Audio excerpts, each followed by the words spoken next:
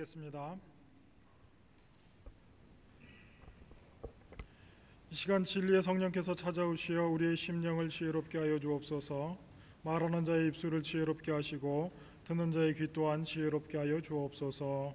예수님의 이름으로 기도합니다. 아멘. 오늘은 화평케 하는 자라는 제목으로 말씀을 나누어 보려고 합니다. 옛날 어르신들 아침 인사할 때 항상 밤새 안녕하셨습니까? 또는 밤새 별거 없으셨습니까? 라는 말씀을 건네시곤 했습니다. 일제강점기와 한국전쟁을 거치며 밤사이에 무슨 일이 일어나도 이상하지 않던 시절을 반영하는 인사말입니다. 이후 전쟁의 위협은 사라졌지만 여전히 배고프던 시절 식사는 하셨습니까? 라는 인사말이 오갔습니다. 만약 사회적인 필요에 따라서 인사말이 바뀐다면 가장 먼저 없어졌으면 하는 인사말이 평화가 아닌가 싶습니다. 우리에게 너무나도 익숙한 샬롬이라는 인사는 이스라엘 사람들의 인사말입니다. 그리고 이스라엘과 국경을 맞대고 있는 아랍권 나라의 인사말이 아살라무 알라이쿰, 신의 평화가 당신에게입니다.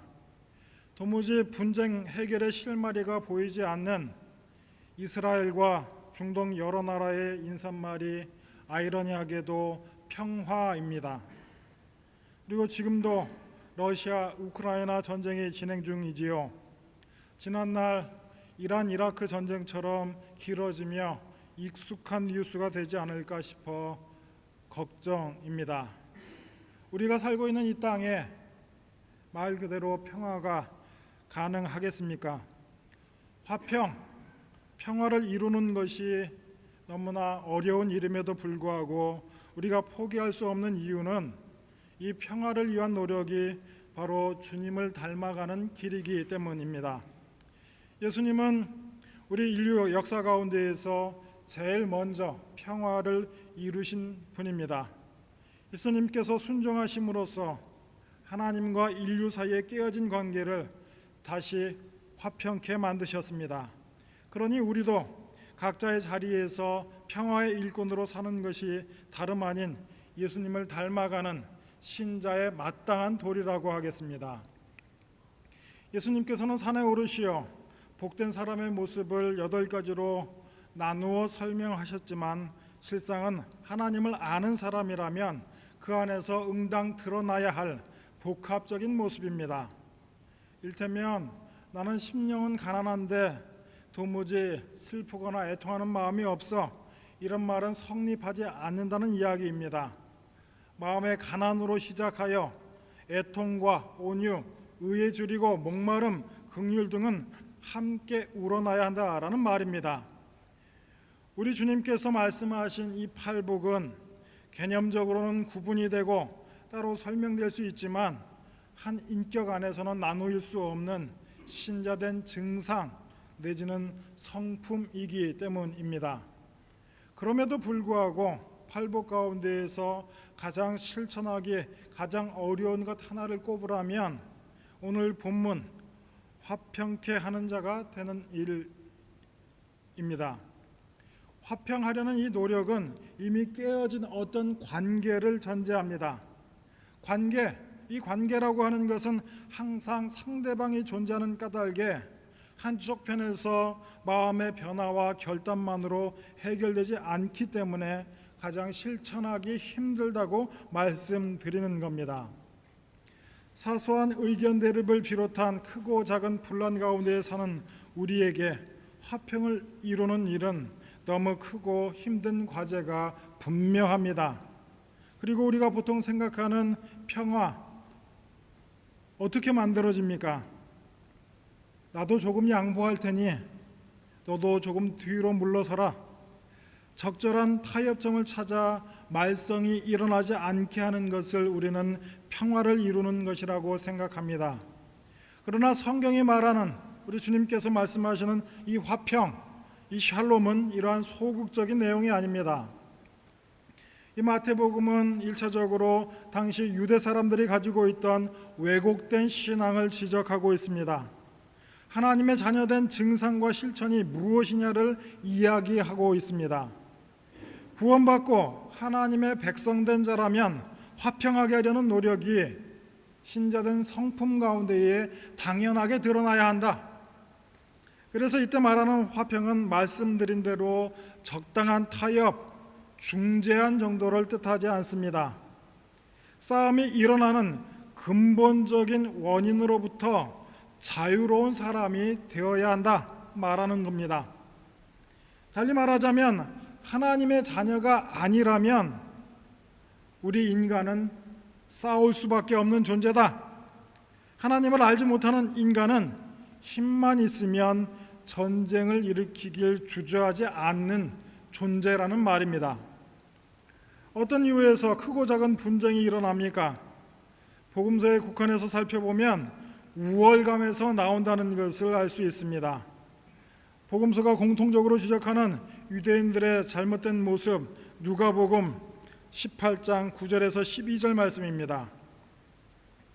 또 자기를 의롭다고 믿고 다른 사람을 멸시하는 자들에게 이 비유로 말씀하시되 두 사람이 기도하러 성전에 올라가니 하나는 바리새인이요 하나는 세리라.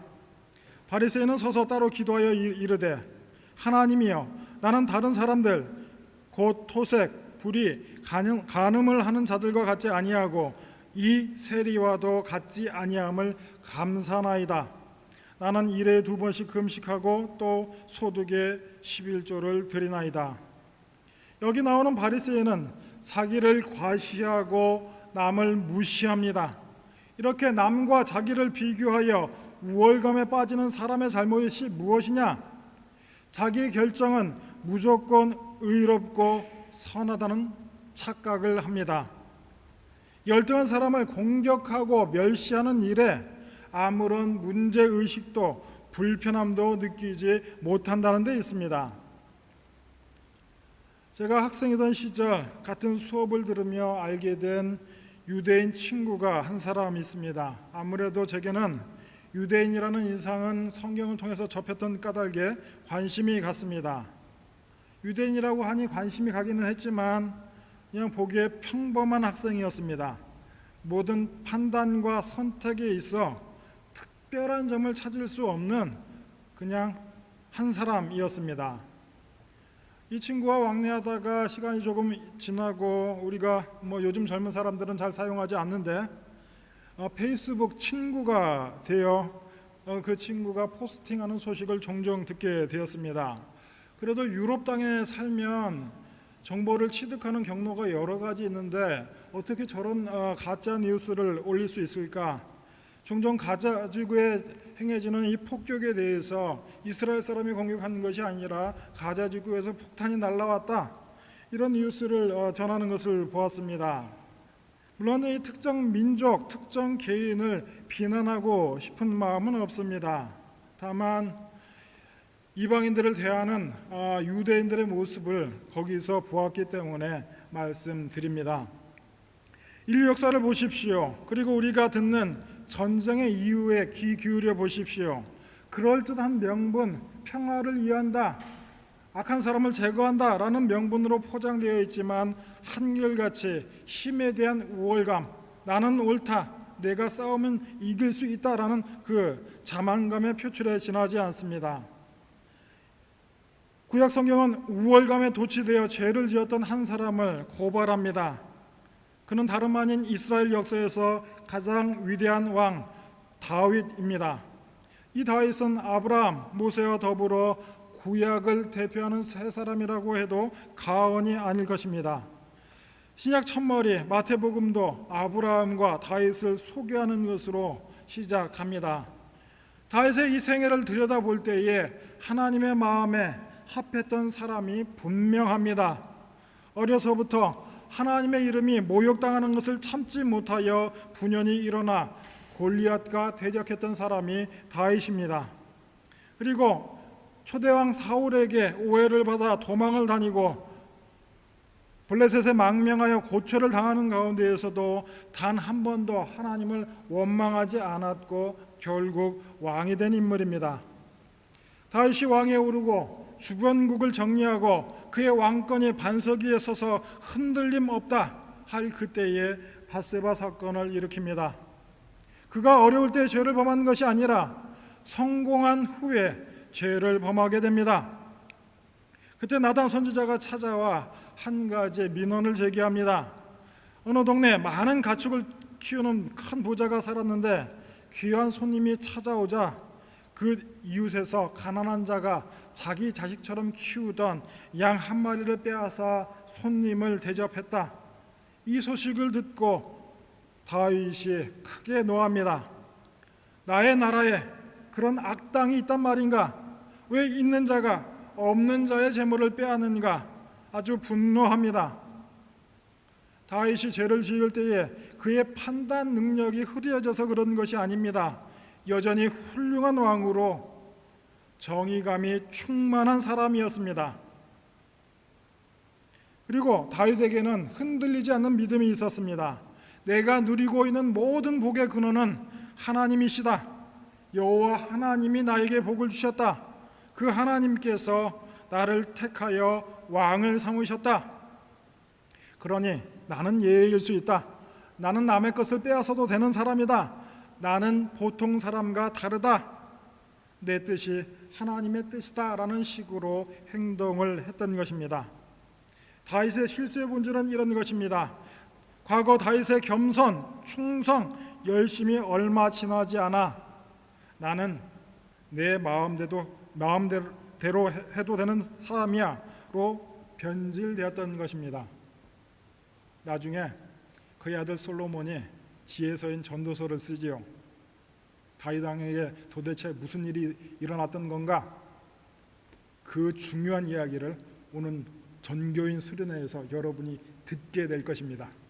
숙박을 하지 않으시는 분이라 할지라도 토요일날 아침 일찍 오셔서 이 귀한 강의를 들으실 수 있기를 주의 이름으로 축원합니다. 크게는 인류가 경험하는 모든 분쟁, 작게는 우리가 일상에서 경험하는 다툼의 배후에는 이러한 우월감이 존재하는 것입니다. 나는 내 마음대로 살아도 돼. 나에게는 이러한 자격이 있어.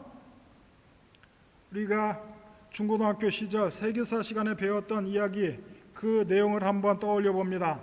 제국주의 시대 서구 열강이 미개한 나라에 복음을 전한다는 명분 아래 했던 일들이 있습니다. 그런데 우리가 너무나도 잘 알고 있듯이 기독교 국가 영국이 점령했던 인도는 기독교를 받아들이지 않았습니다. 개신교를 대표한다라고 할 수 있는 네덜란드가 인도네시아를 식민지로 삼았지만 인도네시아에도 복음이 전파되지 않았습니다. 왜냐하면 사람이 사람으로서 사람에게 할 수 없는 방식으로 착취를 했기 때문입니다. 스페인 사람들은 아메리카 대륙을 정복하면서 산 꼭대기에 십자가를 세워놓고 이 십자가가 보이는 것을 하나님이 우리에게 주셨다 일방적으로 선포하고 인디오들을 학대하고 착취했습니다. 종종 신앙심이 깊다고 생각하는 신자들의 실수가 이렇게 나타나곤 합니다. 무례한 방식으로 전도를 하며 내가 생명의 복음을 전한다, 너희는 내 말을 들어라 하는 우월감에 빠져 상대방에 대한 배려를 잃어버릴 때가 있습니다. 언제나 사람과 사람 사이에 기초적인 예의가 먼저라는 것 잊지 않으시기를 바랍니다.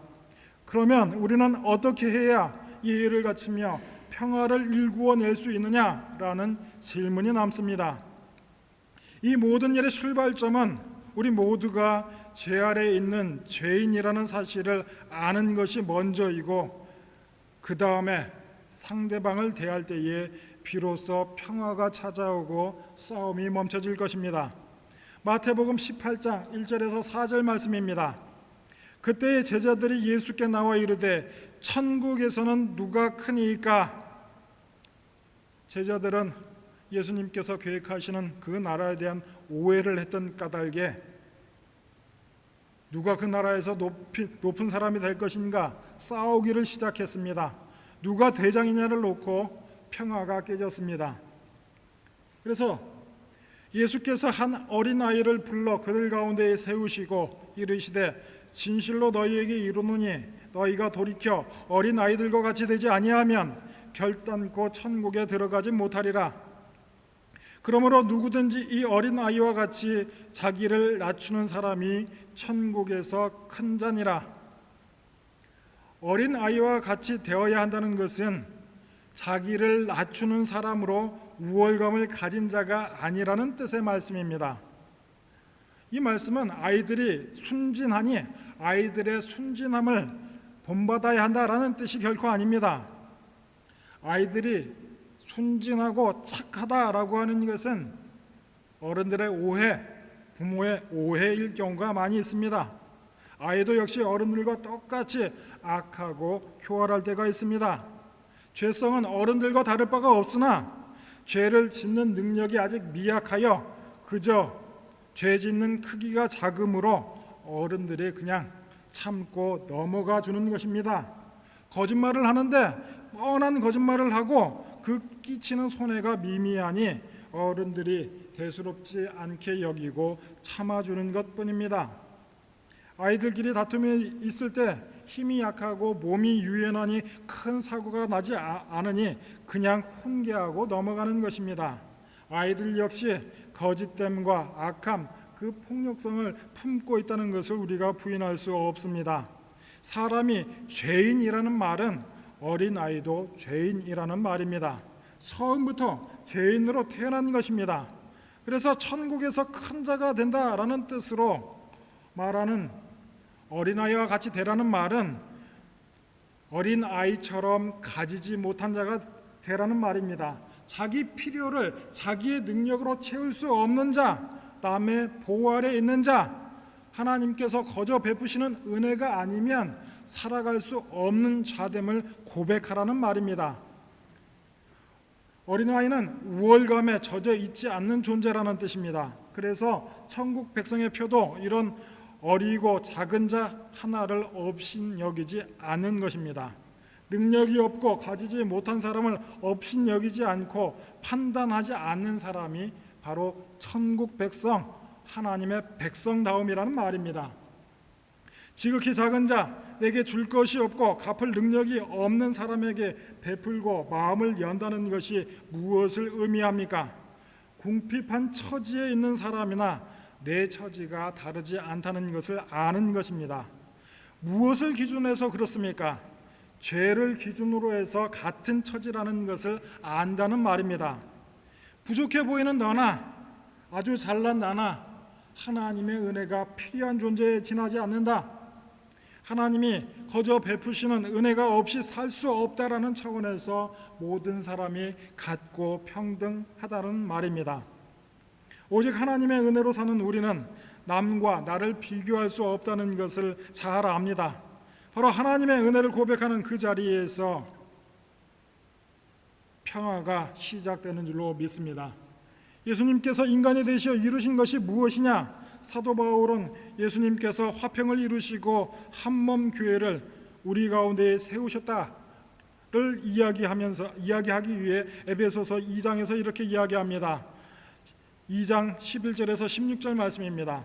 그러므로 생각하라. 너희는 그때의 육체로는 이방인이요 손으로 육체에 행한 할례를 받은 무리라 칭하는 자들로부터 할례를 받지 않은 무리라 칭함을 받은 자들이라.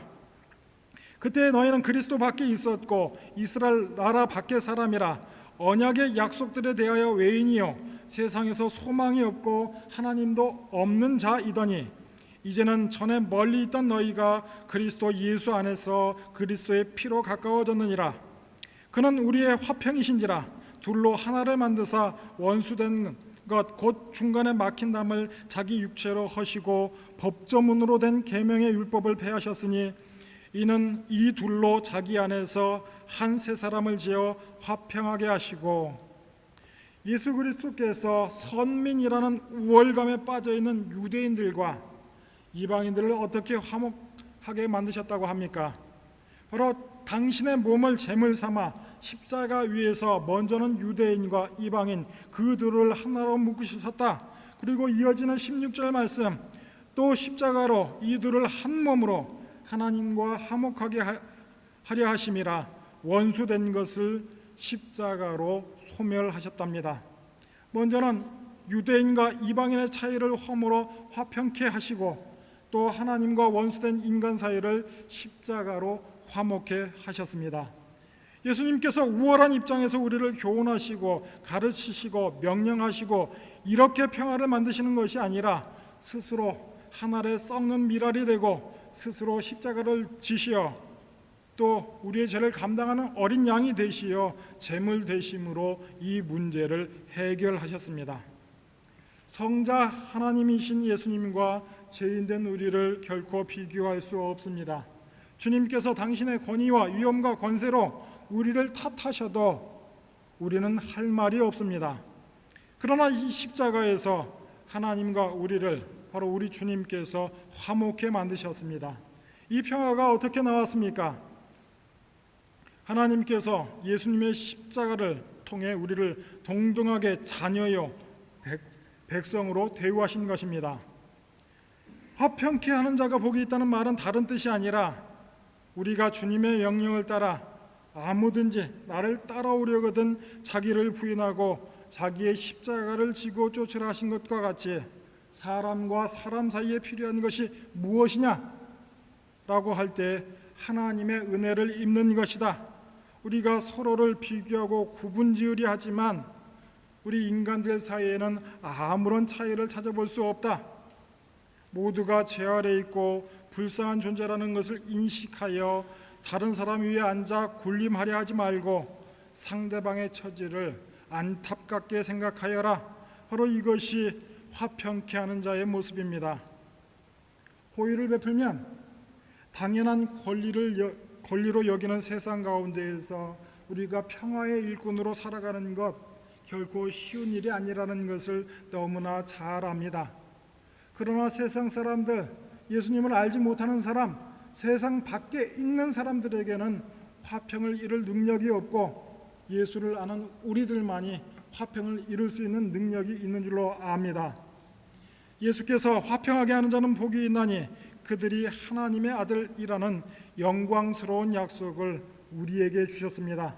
바로 이 마음으로 다가오는 한 주간도 주님의 마음으로 세상을 살아가시기를 주의 이름으로 축원합니다. 기도하시겠습니다. 하나님 아버지의 은혜를 감사합니다. 크고 작은 분쟁과 다툼 가득한 세상에 우리를 먼저 당신의 자녀로 불러주신 것에 감사를 드립니다.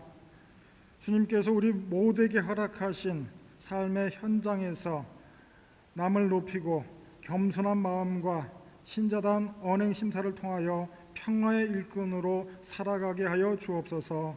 감사드리오며 예수님의 이름으로 기도합니다.